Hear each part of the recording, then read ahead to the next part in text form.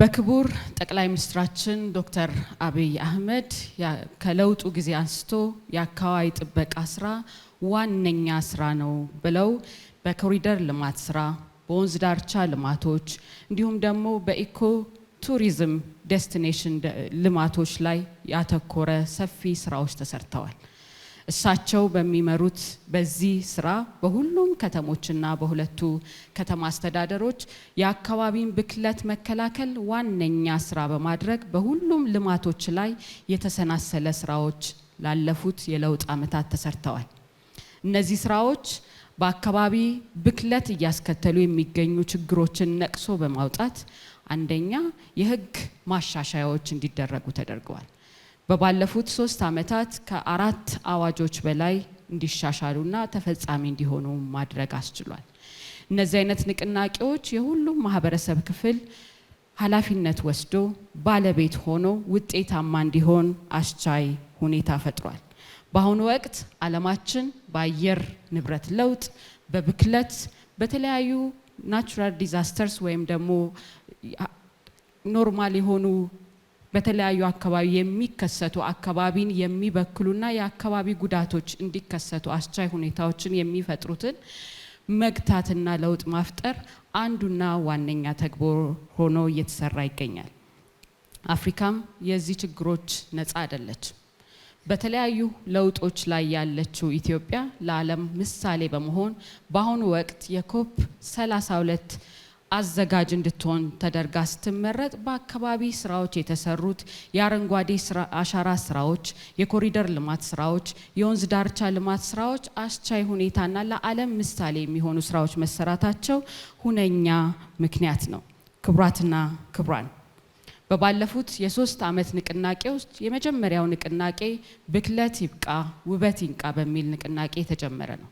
ይህ ንቅናቄ ለ6 ወር የቆየ ሲሆን በተለይ ደግሞ በአፈር ብክለት፣ በውሃ ብክለት፣ በአየር ብክለት፣ በድምጽ ብክለት እንዲሁም ደግሞ በአካባቢና ማህበራዊ ተጽዕኖ ግምገማ በተለይ ደግሞ በሁሉም ፕሮጀክቶች በመንግስትም ይሁን በግል የሚለሙ ኢንቨስትመንቶች አካባቢውን በማይበክልና አስቻይ ሁኔታ በሚፈጥር መልኩ እንዲሰራ የግንዛቤ ማስጨበጫ ላይ ትኩረት ያደረገ ንቅናቄ ነበር። በዚህም ንቅናቄ ሁሉም ክልሎችና ሁለቱ ከተማ አስተዳደሮች ሰፊውን ባለቤትነት ወስደው በተለይ ደግሞ የክልል ፕሬዝዳንቶች፣ የከተማ ከንቲባዎች በተለይ ደግሞ የአዲስ አበባ ከተማ ክብርት ከንቲባችን ወይዘሮ አዳነች አቤቤ እንዲሁም ምክትል ከንቲባችን አቶ ዣንጥራር አባይ እየመሩት ውጤታማ የሆነ የመጀመሪያውን ንቅናቄ መፍጠር ተችሏል። በሁለተኛው ንቅናቄ ጽዱ ኢትዮጵያ ባህልና ድርግ የሚል ንቅናቄ ነበር። ይህም ንቅናቄ ሁላችሁም እንደምታስታውሱት ሁላችሁም ባለቤት እንደሆናችሁበት በ3 ዋና ተግባር ላይ ያጠነጠነ ነበር። የመጀመሪያው የግንዛቤ ማስጨበጫ በተለይ ብክለት እያስከተሉ የሚገኙትን ባለቤት ሆኖ መስራትን መሰረት ያደረገ እንዲሆን አንደኛው ግንዛቤ ማስጨበጫ ነበር። በሁለተኛ ደረጃ የህግ ማስከበር ስራዎች ናቸው። በተለይ ብክለት እየተከሰቱ በሚገኙባቸው ቦታዎች ሁሉም ኃላፊነት እንዲወስድ፣ ተጠያቂነት እንዲኖር፣ ውጤታማ አስቻይ ሁኔታ እንዲፈጠር የተፈጠረበት ነበር። በሶስተኛ መልካም ተግባር የሰሩ ውጤታማ የሆኑ ለዓለም ለከተማችን ለኛ ምሳሌ የሆኑትን ማበረታቻ ወይም ሪኮግናይዜሽን እየተሰጠበት ነው። በዚህም የአዲስ አበባ ከተማ መስተዳድር ክብርት ከንቲባ ወይዘሮ አዳነች በዛው በጽዱ ኢትዮጵያ ባህልና ድርግ ንቅናቄ ትልቁን የመጀመሪያ ፕላቲኒየም ተሸላሚ የሆነ ከተማ ነበር። ለራሳቸው አንድ ጊዜ ሞራል እንድትሰጡ ፈልጋለሁ።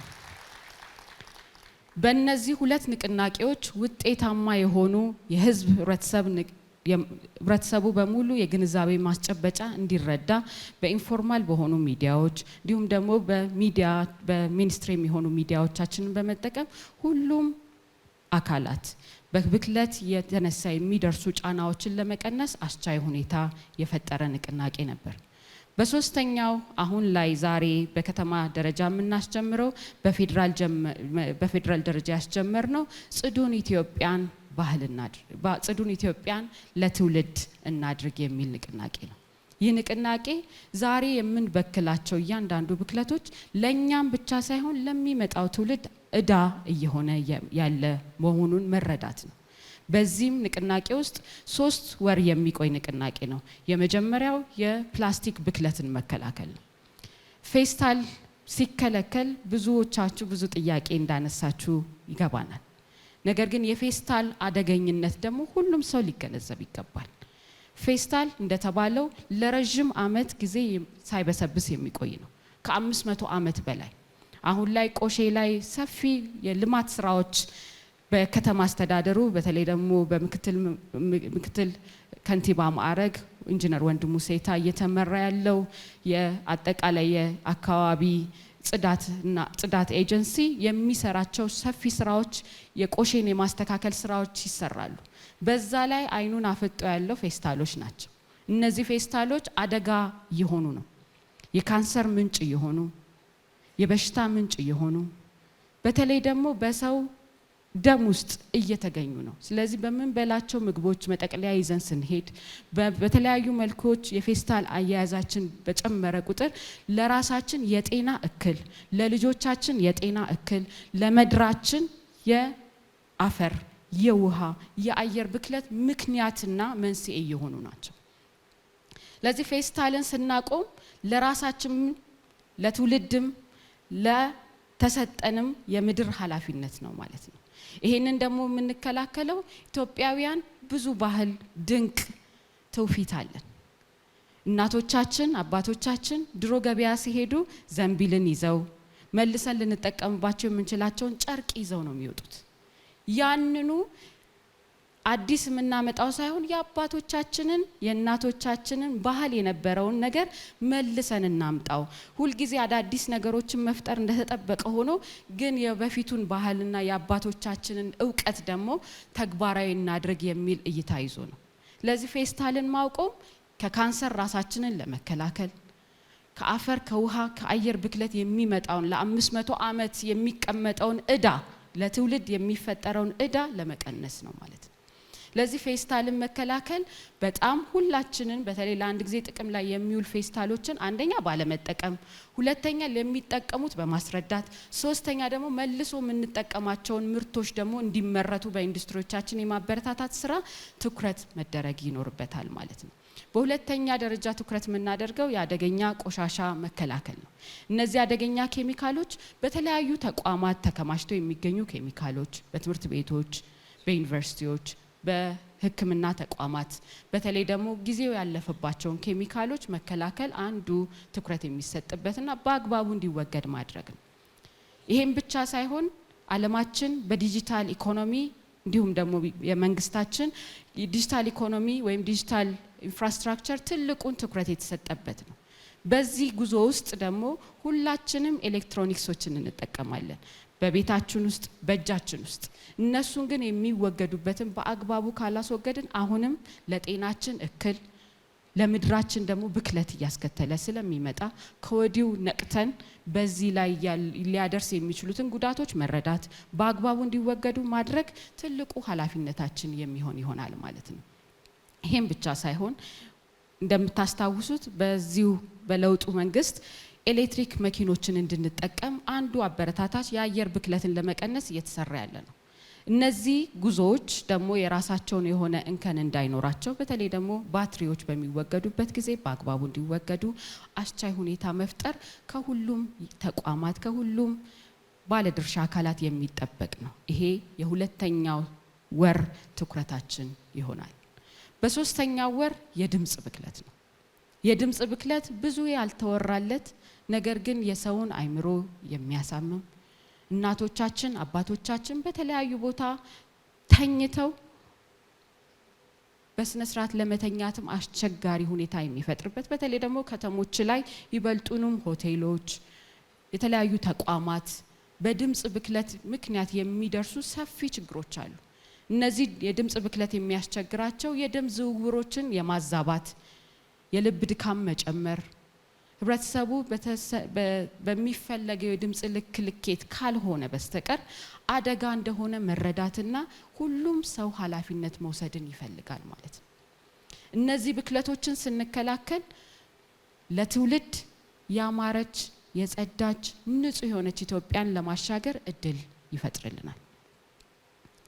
ከተማችን አዲስ አበባ በከተማችን ከንቲባ ወይዘሮ ክብርት ወይዘሮ አዳነች አቤቤና ሌሎች የከተማችን ምክትል ከንቲባ እንዲሁም አመራሮች ሰፊ የሚያምር ለውጥ አምጥተውልናል። አዲስ አበባችን ስንሄድ የሚያስቀና ሌላ ዓለም ከምናይ ይልቅ አዲስ አበባችን ውብና ጽዱ እንደ ስሟ አዲስ አበባ ሆና አሳይተውናል። ለነሱ አንድ ጊዜ ሞራል እንድሰጡልኝ እቃለሁ። የተሰሩትን ደግሞ መጠበቅ የኛ ኃላፊነት ነው። መልሰው እንዳይበከሉ መንከባከብ የኛ ኃላፊነት ነው። የተሰሩት በብዙ ልፋት፣ በብዙ ድካም፣ በብዙ ኢንቨስትመንት ነው። እነዚህን ደግሞ ከብክለት በመጠበቅ ሁሉም የህብረተሰብ ክፍል፣ የሃይማኖት አባቶች፣ የሀገር ሽማግሌዎች፣ አባገዳዎች፣ ሀደ ስንቄዎች፣ መምህራን፣ አርቲስቶች ኃላፊነት ሁሉም ሰው እንዲወጣ ማስተማር፣ ማሳየት፣ በጥበብ ማሳወቅ ይፈልጋል። አካባቢያችንን መጠበቅ ከየቤታችን ይጀምራል። ቤታችንን ጽዱ ማድረግ፣ አካባቢያችንን ጽዱ ማድረግ በተለያዩ አዋጆች ግልጽ ሆኖ የተቀመጠ ስራዎች አሉ። ያንን ተፈጻሚ ማድረግ ከሁሉም የሚጠበቅ ኃላፊነት ነው። የተሰሩትን መጠበቅ፣ ያሉትን ከብክለት ማስተው፣ እየተበከሉ የነበሩትን ደግሞ ማረቅ የሚፈልግ ጉዞ ነው። ዛሬ የምንወስደው እርምጃ ለነገው ትውልድ መሰረት ነው። ስለዚህ ጽዱ ኢትዮጵያ ለትውልድ የሚለው መሪ ቃል የዕለት ተዕለት ተግባራችን በማድረግ ጽዱ፣ አረንጓዴ፣ ጤናማና ዘላቂ ኢትዮጵያ በጋራ እንገንባ። በዚህ አጋጣሚ ይህንን ሀገራዊ ንቅናቄ ለማሳካት የምታሳዩት ተሳትፎ፣ ድጋፍ፣ ቁርጠኝነት ከወዲሁ ከልብ እያመሰገንኩ ይህ ፕሮግራም በዚህ በተዋበ ሁኔታ እንዲዘጋጅ የበኩላቸውን አስተዋጽኦ ላበረከቱት የአዲስ አበባ አካባቢ ጥበቃ ባለስልጣን አመራሮች፣ ሰራተኞች እንዲሁም የባለድርሻ አካላት በራሴና በፌዴራል አካባቢ ጥበቃ ባለስልጣን ስም ማመስገን እወዳለሁ። ጽዱ ኢትዮጵያ ለትውልድ የሁላችንም አጀንዳ ነው፣ የሁላችንም ኃላፊነት ነው። አመሰግናለሁ።